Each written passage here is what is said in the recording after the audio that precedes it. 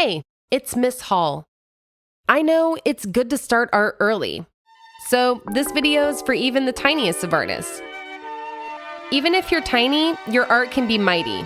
This is tiny art. Today, we'll be doing a project that looks similar to the art of Pablo Picasso.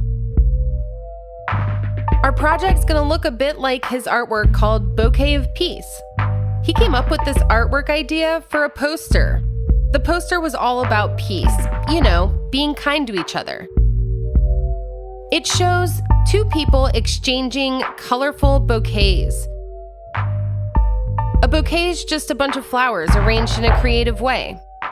Giving someone flowers is nice. I think Picasso wanted us to be kind to each other and think about it every time we saw this artwork. Let's learn a bit about Pablo Picasso before we start today. He was a really well-known artist who made all kinds of art.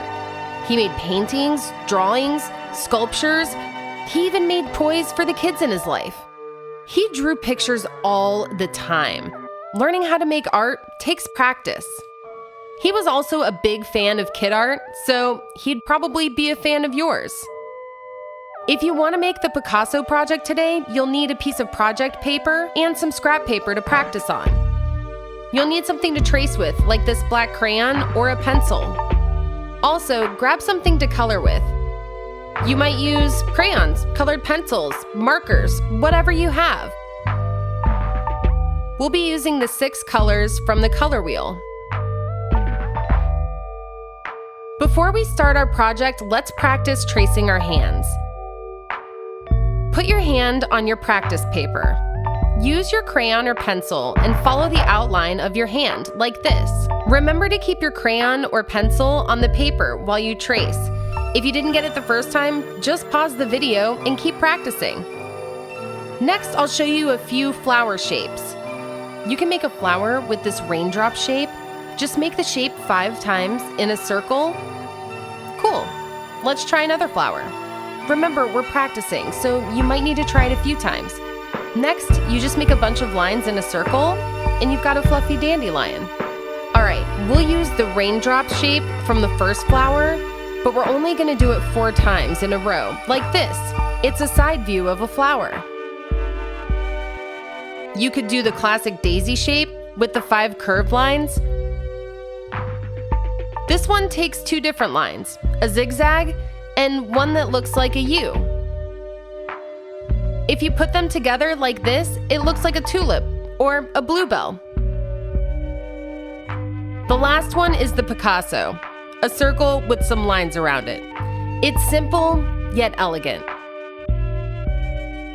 Before you start drawing or painting on your project today, you'll want to make sure your paper looks tall, not wide.